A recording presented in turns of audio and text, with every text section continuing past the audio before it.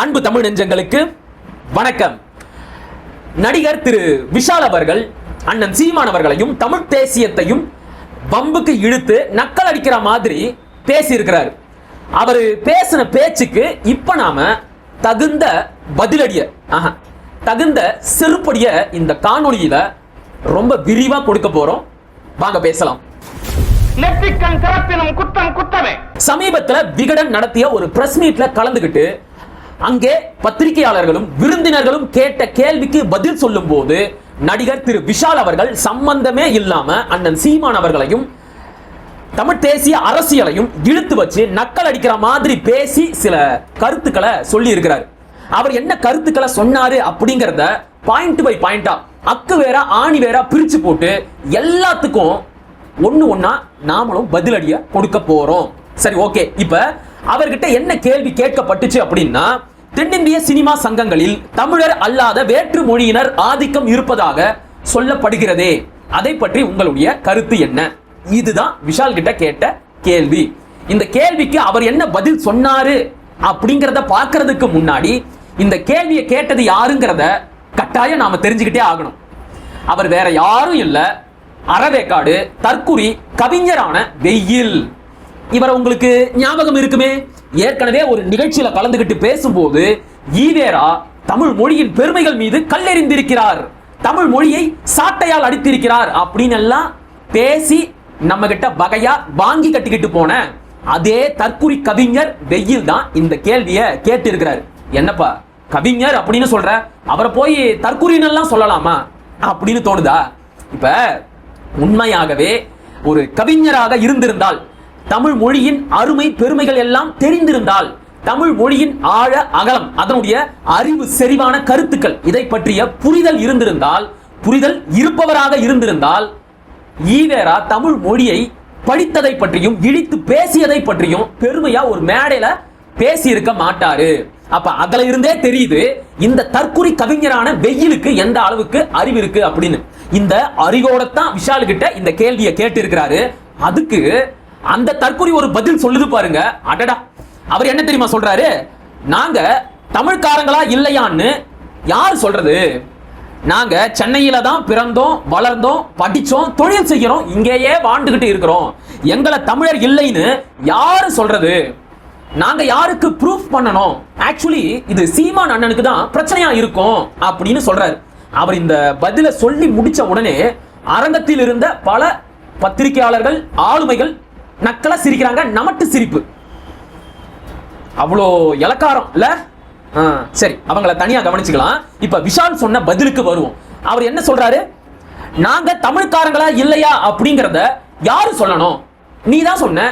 சில ஆண்டுகளுக்கு முன்னாடி ஆந்திராவில் நடைபெற்ற ஒரு திரைப்பட வெளியீட்டு விழாவில் கலந்துகிட்டு பேசும்போது நடிகர் திரு விஷால் அவர்களே, நீங்க என்ன சொன்னீங்க?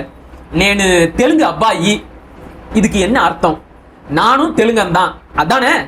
அது என்னது? ஆந்திராவுக்கு போனா தெலுங்கரா மாறிடுவீங்க, தமிழ்நாட்டுக்கு வந்தா தமிழரா மாறிடுவீங்களா? இதுக்கு பேர் என்ன தெரியுமா? பச்சோந்தித்தனம். இடத்துக்கு ஏத்த மாதிரி நிறத்தை மாற்றக்கூடிய பச்சோந்தித்தனம். அதை விட கேவலமான ஒரு செயல் வேறொரு தேசிய இனத்தின் அடையாளத்தை திருடுறது. அந்த வேலையைத்தான் விஷால் மாதிரியான ஆட்கள் தொடர்ந்து செஞ்சுக்கிட்டே இருக்கிறாங்க. அடுத்ததா என்ன சொன்னீங்க? நாங்க சென்னையிலேயே பிறந்தோம், வளர்ந்தோம், படிச்சோம், இங்கேயே தொழில் செய்கிறோம், இங்கேயே வாழ்ந்துகிட்டு இருக்கிறோம், எங்களை தமிழர் இல்லைன்னு யாரு சொல்ல முடியும்? இவரோட தர்க்கப்படி பார்த்தா கர்நாடகாவிலையும், ஆந்திராவிலையும், கேரளாவிலையும், மகாராஷ்டிராவிலையும், குஜராத்லையும், இன்னும் ஏன் இந்தியா முழுக்க எல்லா மாநிலங்கள்லையும், உலகம் முழுக்க பல்வேறு நாடுகள்லையும் தமிழர்கள் நாங்க பரவி வாழ்ந்துகிட்டு தான் இருக்கிறோம். எப்பவாச்சும் அந்தந்த நாட்டை சேர்ந்த தேசிய இன மக்கள் தமிழர்களை அவர்களுடைய தேசிய இனத்தை சேர்ந்தவர்களாக ஏத்துக்கிட்டு இருக்கிறாங்களா? கர்நாடகாவில் நாங்க கோடி கணக்கில் வாழ்ந்துகிட்டு இருக்கிறோம். என்னைக்காச்சும் கன்னட தேசிய இன மக்கள் எங்களையும் கன்னடர்கள் அப்படின்னு ஏத்துக்கிட்டு இருக்கிறாங்களா? ஆந்திராவில் நாங்க லட்சக்கணக்கில் வாழ்ந்துகிட்டு இருக்கிறோம். என்னைக்காச்சும் ஒரு நாள் ஆந்திராவை சேர்ந்த தேசிய இன மக்கள் தெலுங்கர்கள் எங்களையும் தெலுங்கர்கள் அப்படின்னு சொல்லி ஏத்துக்கிட்டு இருக்கிறாங்களா? கேரளாவில் ஏத்துக்கிட்டாங்களா? மகாராஷ்டிராவில் ஏத்துக்கிட்டாங்களா? குஜராத்ல ஏத்துக்கிட்டு இருக்கிறாங்களா? உலகம் முழுக்க எங்கேயுமே தமிழர்கள் எங்களை அந்தந்த நாட்டின் தேசிய இன மக்களாக ஏத்துக்கவே கிடையாது. குடியுரிமை கொடுப்பான், ஆனா அந்த தேசிய இனத்தை சேர்ந்தவனாக எங்களை அங்கீகரிக்கவே மாட்டான்.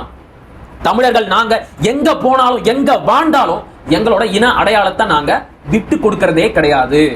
ஆனா மற்ற இனத்தை சேர்ந்தவர்கள், குறிப்பா தெலுங்கு இனத்தை சேர்ந்தவர்கள் மட்டும் ஆந்திராவுக்கு போனா தெலுங்கரா மாறிடுறீங்க, தமிழ்நாட்டுக்கு வந்தா உடனே நானும் தமிழன் தான் அப்படின்னு சொல்றீங்க. இது என்ன மாதிரியான ஒரு தர்க்க நியாயம்? தேசிய இன அடையாளம் என்பது கடைச்சரக்கா? ஆளுக்கு கடைக்கு போயிட்டு காசு கொடுத்துட்டு எனக்கு ஒண்ணு கொடு எனக்கு ஒண்ணு கொடு அப்படின்னு வாங்கி வச்சுக்கிட்டு நானும் தமிழன் தான் நானும் தமிழன் தான் அப்படின்னு சொல்றதுக்கு தேசிய இன அடையாளம் என்பது ஒவ்வொருவருடைய பிறப்புரிமை. நான் தமிழன் என்பது என்னுடைய பிறப்பால் வந்த தேசிய இன அடையாளம். இத சொல்லிட்டா சில திராவிட அறிவு ஜீவிகள் குடுகுடுன்னு ஓடி வந்து அது எப்படி நீ சொல்லலாம்? பிறப்பு அப்படிங்கிறது இயற்கையானது, யாரும் நாங்க இந்த தேசிய இனத்துல தான் பிறக்கணும் அப்படின்னு சொல்லிட்டு தேர்ந்தெடுத்து பிறக்கிறது கிடையாது. அதனால தேசிய இன அடையாளம் என்பதும் பிறப்புரிமை கிடையாது, அது விருப்பம் சார்ந்தது, உணர்வு சார்ந்தது. யார் யாரெல்லாம் தமிழரா மாற விரும்புறாங்களோ அவங்க எல்லாம் தமிழரா மாறிக்கலாம், யார் யாரெல்லாம் தங்களை தமிழரா உணர்றாங்களோ அவங்க எல்லாருமே தமிழர்கள் தான் அப்படின்னு கேணத்தனமா பேசுவானுங்க இந்த தற்குறி திராவிட அறிவு ஜீவிகள். அடே அறிவு கெட்டவனுங்களா, நீங்க சொல்ற மாதிரி பிறப்பு அப்படிங்கிறது இயற்கையானதுதான். பிறப்பை யாராலையும் கட்டுப்படுத்த முடியாது. யாருமே அவங்களாக தேர்ந்தெடுத்து இந்த தேசிய இனத்துல பிறக்கணும் அப்படின்னு சொல்லிக்கிட்டு பிறக்கிறது கிடையாது. நீங்க சொல்ற மாதிரியே ஒவ்வொருத்தரும் இயற்கையாகவே ஒரு தேசிய இனத்துல பிறக்கிறாங்க. இயற்கையாகவே நான் தமிழ் பேசக்கூடிய தேசிய இனத்தில் பிறந்துட்டேன்.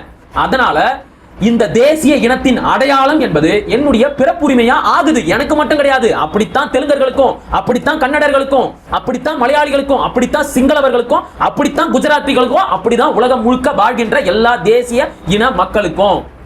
தெளிவா புரியுதா? ஆனா ஆவுன்னா இங்க வந்துட்டு மட்டும்தான் நானும் தமிழன் தான், என்னையும் தமிழனா ஏத்துக்கோங்க, நான் இந்த நாட்டை ஆளக்கூடாதா, நான் இந்த மக்களுக்கு நல்லது செய்யக்கூடாதா? இந்த மாதிரியான நக்கல் பேச்செல்லாம் எப்படி வருது?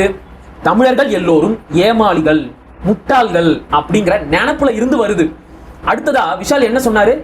நான் தமிழனா இல்லையா அப்படிங்கறத யாருக்கு ப்ரூஃப் பண்ணணும்? ஆக்சுவலி சீமான் அண்ணனுக்கு தான் இது பிரச்சனையா இருக்கும். அவர் யாரு இதை கேட்கறதுக்கு அப்படின்னு சொல்றாரு. அவர் தான்டா கேட்பாரு, அவர் தான் கேட்பாரு. என்ன பண்ணி வைப்ப? அது என்னது? நானும் பாக்குறேன் பல பிறமொழியாளர்கள் இதே கருத்தை திரும்ப திரும்ப சொல்றீங்க. சீமான் யாரு எங்களை பார்த்து தமிழர் இல்லைன்னு சொல்றதுக்கு? அவர் தான்டா சொல்லுவாரு, அவர் தான் சொல்லுவாரு. அவர் சொல்லல அப்படின்னா கூட நாங்க சொல்லுவோம். என்ன பண்ணுவ? என்ன பண்ணுவ? அந்த மனுஷன் வந்து பேசுற வரைக்கும் திராவிடம் அப்படிங்கிற முகமூடிய மாட்டிக்கிட்டு தானே எங்களை பல ஆண்டுகளா ஏமாத்திக்கிட்டு இருந்தீங்க. அவர் வந்து தானே இங்க யாரும் திராவிடம் இல்ல தம்பி, நான் தமிழன், நீ தெலுங்க, அவரு மலையாளி, அவர் கன்னடரு, இங்க எல்லாரும் தனித்தனியாக மொழி வழிபட்ட தேசிய இன அடையாளத்தோட வாழ்ந்துகிட்டு இருக்கிறாங்க. இங்க யாரும் திராவிடர்கள் கிடையாது, இந்தியர்கள் கிடையாது. இந்தியாவில் வாழ்வதால் நாங்கள் இந்திய குடிமக்கள், அவ்வளவுதான். திராவிடம் என்பதே தமிழர் அல்லாதோர் தமிழ்நாட்டில் வசதியாக வாழ்வதற்கும் தமிழர்களை ஏமாற்றி ஆள்வதற்கும் உருவாக்கப்பட்ட ஒன்று அப்படிங்கறத 800 ஆண்டுகளாக அடிமை மனநிலையில் உறங்கி கொண்டிருந்த தமிழர்களுக்கு உச்சந்தலையில உரைக்கிற மாதிரி ஓங்கி அடிச்சு சொன்னது எங்க அண்ணன் சீமான் தான். அதனால அவர் தான் கேட்பாரு. கேட்ட கேள்விக்கு நியாயமா நேர்மையா பதில மட்டும் சொல்லணும். அவர் யார் இதெல்லாம் கேட்கறதுக்கு அப்படின்னு நீ கேட்க கூடாது. அவர் மட்டும் கிடையாது, தமிழனாக பிறந்த ஒவ்வொருவனுக்கும் இந்த உரிமை இருக்கு. இத மனசுல வச்சுக்கோங்க. இதுக்கப்புறம் யாராவது உங்களை பார்த்து நீங்க யார் இதையெல்லாம் கேட்கறதுக்குன்னு கேட்டா நான் கேட்பேன்டா, நான் தமிழன், இந்த நாடு தமிழ்நாடு, இது ஏன் நாடு, என் நாட்டுல என்ன யாரு ஆளணும் அப்படிங்கறத நான் தான் முடிவு செய்யணும். வர்றவன் போறவன் எல்லாம் எங்களை ஏமாத்தி ஆண்டுகிட்டு போறதுக்கு இதுக்கப்புறம் நாங்க அனுமதிக்க மாட்டோம். அதனால நாங்க தான் கேட்போம் அப்படிங்கறத அழுத்தம் திருத்தமா சொல்லுங்க. ஏன்னா நமக்கு அதற்கான உரிமை இருக்கு. நாம் தமிழர்கள், இது நம்முடைய நாடு. இத மனசுல வச்சுக்கோங்க, சரியா? இதுக்கப்புறம் எவனா இந்த கேள்வியை கேட்டா செவுல்ல அரைஞ்ச மாதிரி இதே பதில சொல்லுங்க, சரியா? அடுத்ததா ஒண்ணு சொல்றாரு. இந்த தெலுங்குக்காரங்க எல்லாம் எல்லா சங்கத்திலையும் போய் போட்டி போடுறாங்க, எல்லா திரைத்துறை சம்பந்தப்பட்ட சங்கங்களையும் போய் போட்டி போடுறதா சொல்றாங்க. அது உண்மைதானே? உண்மைதானே? இப்ப தமிழ்நாட்டுக்கு அப்படின்னு ஒரு திரைப்படத்துறை இருக்கு, அது தமிழ் திரைத்துறை. அந்த திரைத்துறைக்கு ஒரு நடிகர் சங்கம் இருக்கு. அந்த நடிகர் சங்கத்தோட பேர் என்ன? தென்னிந்திய நடிகர் சங்கம். ஏன் தமிழ்நாடு நடிகர் சங்கம் அப்படின்னு வச்சா கெட்டு போயிருமா? தென்னிந்திய நடிகர் சங்கம், தென்னிந்திய தயாரிப்பாளர் சங்கம், தென்னிந்திய இயக்குனர் சங்கம் அப்படின்னு இருக்கிறதுனால மட்டும்தானே விஷால் மாதிரியான பிறமொழியாளர்கள் தென்னிந்திய நடிகர் சங்கமான தமிழ் திரை சங்கத்துல வந்து போட்டி போட்டு அதோட தலைவராக முடியுது. இப்ப ஆந்திராவிலையும் ஒரு திரைப்பட நடிகர் சங்கம் இருக்குல்ல. தமிழ்நாட்டை சேர்ந்த எத்தனையோ தமிழ் நடிகர்கள் தெலுங்கு படங்கள்ல நடிச்சிருக்கிறாங்க. கன்னட நடிகர்கள் தெலுங்கு திரைப்படங்கள்ல நடிச்சிருக்கிறாங்க. அவங்களையெல்லாம் அந்த மாநிலத்தோட நடிகர் சங்கத்துல போட்டி போட விட்டுடுவீங்களா? தலைவர் ஆவாங்களா அப்படின்னு கேட்கல. முதல்ல அந்த மாநிலத்தோட நடிகர் சங்க தேர்தல்ல போட்டி போட விடுவீங்களா? இந்த கேள்வி தெளிவா புரியுதா? ஐயா சத்யராஜ் இருக்கிறாரு, எத்தனையோ தெலுங்கு படத்துல நடிச்சிருக்கிறாரு. அவரை ஒரே ஒரு முறை தெலுங்கு நடிகர் சங்கத்துல போட்டி போட அனுமதிக்க சொல்லுங்க பார்க்கலாம். சான்ஸே கிடையாது. சரி, அவரை விடுங்க. ஐயா பிரகாஷ்ராஜ் எத்தனையோ தெலுங்கு திரைப்படங்கள்ல நடிச்சிருக்கிறாரு. அவரு சில ஆண்டுகளுக்கு முன்னாடி தெலுங்கு திரைப்பட நடிகர் சங்க தேர்தல்ல போட்டி போட வந்தபோது அவருக்கு கடுமையான எதிர்ப்புகள் வந்துச்சு. அது எப்படி ஒரு கன்னடர் தெலுங்கு நடிகர் சங்கத்துல வந்து போட்டி போடலாம் அப்படின்னு அவருக்கு எதிரா பலரும் கேள்வி கேட்டாங்க. ஏண்டா உங்க மாநிலத்துல எல்லாம் இவ்வளவு பாதுகாப்பா பிற மொழியாளர்களை அனுமதிக்காம இருக்கும் போது நாங்க மட்டும் என்ன ஏமாளிகளா, இழிச்சவாயர்களா? நீ யாரு? நீ பிறப்பால ஒரு தெலுங்கன் தானே, அதை நீயே ஒத்துக்கிட்ட. அப்புறம் நீ எப்படிடா தமிழ்நாட்டோட நடிகர் சங்க தேர்தல்ல போட்டி போட்டு அதுக்கு தலைவராகவும் ஆயிருக்க? இதே மாதிரிதான் தயாரிப்பாளர் சங்க தேர்தலையும் போட்டி போடுற. இதே மாதிரியான உரிமைகள் எங்களுக்கு ஆந்திராவிலையும் கர்நாடகாவிலையும் கேரளாவிலையும் இருக்கா? இல்ல. அப்ப எங்க கிட்ட இந்த மாதிரியான கேள்விகள் வரத்தான் செய்யும். அதை யாராலையும் தவிர்க்க முடியாது. இனி இப்படிப்பட்ட கேள்விகள் தமிழர்கள் மத்தியில எழுந்தா மட்டும்தான் நாம் நம்முடைய உரிமைகளை காப்பாற்றிக் கொள்ள முடியும்.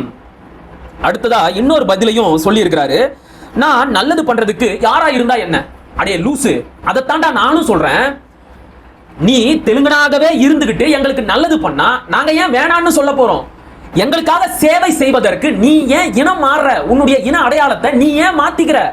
என்ன அவசியம் வந்துச்சு? நீ உன்னுடைய இன அடையாளத்தை மாத்துற அப்படின்னாலே எங்களை ஏமாத்த போற அப்படின்னு அர்த்தம். தெளிவா புரியுதா? அதனால நீ தெலுங்கனாவே இரு. தெலுங்கனாவே இருந்துட்டு உன்னை வாழ வச்ச இந்த தமிழ் இனத்துக்கு ஏதாவது நல்லது செய்ய முடிஞ்சா தாராளமா செய். இல்லையா ஐயா சாமி, தயவு செஞ்சு அமைதியா ஒரு ஓரமா போய் உன் வேலையை மட்டும் பாரு. தேவையில்லாம எங்களுக்கு வந்து அறிவுரை சொல்ற வேலையெல்லாம் வச்சுக்காது. அது நல்லது கிடையாது. கடைசியா சொல்றாரு, திஸ் இஸ் தமிழ்நாடு. இங்க எல்லாருமே ஒன்னாதான் வாழ்ந்துகிட்டு இருக்கிறோம். சரி, அதுக்காக என்ன பண்ணணும்? எல்லாரும் ஒன்னா இருக்கிறோம். வரவன் போறவன் எல்லாம் என் நாட்டை ஆள விட்டுருமா? நடக்காது. எல்லாரும் வாங்க, ஒன்னா வாழுவோம். ஆனா நாங்க தான் எங்க நாட்டை ஆளுவோம். இது அண்ணன் சீமான் சொன்னது. தெளிவா புரியுதா? இதுக்கப்புறம் விளக்கமா சொல்றதுக்கு ஒண்ணுமே கிடையாது. எல்லாரும் வாங்க, ஒன்னா நிப்போம். யாரையும் நாங்க வெளியே போங்க, நீங்க இந்த நாட்டுல இருக்க கூடாது அப்படின்னு எல்லாம் சொல்லல. வாங்க, எல்லாரும் ஒன்னா கூடி வாழ்வோம், ஒன்னா நிப்போம். ஆனா நாங்க தான் கொஞ்சம் முன்னால நிப்போம். இது எங்க நாடு, நாங்க தான் ஆளுவோம். தெளிவா புரியுதா? அதனால இதுக்கப்புறம் இப்படி அண்ணன் சீமான நக்கல் அடிக்கிற மாதிரி பேசுறது, மறைமுகமா தமிழ் தேசிய அரசியலை கொச்சப்படுத்துற மாதிரி பேசுற வேலையெல்லாம் வச்சுக்க கூடாது. சரியா? இப்ப திரு விஷாலுக்கெல்லாம் பதில் சொல்லணுமா அப்படின்னு கூட உங்கள சில பேருக்கு தோணும். கட்டாயம் பதில் சொல்லணும். இப்படிப்பட்ட புல்லுருவிகளை, விஷ செடிகளை ஆரம்பத்திலேயே நாம ஒட்ட நறுக்கியிருந்தா நம்ம இனத்திற்கு இப்படிப்பட்ட அவல நிலை வந்திருக்காது. வரவன் போறவன் எல்லாம் நமக்கு அறிவுரை சொல்ல வேண்டியது, நம்மளை என்னமோ முட்டாள்னு நினைச்சுக்கிட்டு வந்தவன் எல்லாம் நமக்கு கருத்து சொல்லி நம்மளை ஆண்டுட்டு போக வேண்டியது. இதுக்கு இனிமேலையும் நாம அனுமதிக்க கூடாது. தெளிவா புரியுதா? இப்பதான் கொஞ்சம் கொஞ்சமா திரை மயக்கத்துல இருந்து இந்த தமிழ் இனம் மீண்டுகிட்டு இருக்கு. மறுபடியும் இந்த திரைத்துறையில இருந்து பல நடிகர்கள் வந்து தெளிஞ்சிருக்கிற நம்ம தமிழர்களை யாரும் குழப்பிடக் கூடாது. அதனால இப்படிப்பட்ட தற்குறி நடிகர்கள் ஏதாவது தமிழ் தேசியத்திற்கு எதிராக ஒரு கருத்து சொன்னாலும் 1000 பதிலடிகள் உடனடியாக கொடுக்கப்பட்டே ஆக வேண்டும். சரியா? என்னுடைய பதிலடியை நான் கொடுத்துட்டேன்னு நினைக்கிறேன். உறவுகள், நீங்களும் உங்க பங்குக்கு அவரை வகையா வச்சு செஞ்சு விடுங்க. சரியா? மீண்டும் அடுத்த காணொளியில் சந்திப்போம். அதுவரை இணைந்திருங்கள். இது உங்கள் நெற்றிக்கண். நான் உங்கள் மகிழன். படிப்போம், பகிர்வோம், பயன்பெறுவோம், கற்போம், கற்பிப்போம், களமாடுவோம். தமிழ் வெல்க, தமிழர் வாழ்க, தமிழ்நாடு வளர்க, தமிழ் தேசியம் மலர்க, மலர்க, மலர்க. நன்றி, வணக்கம்.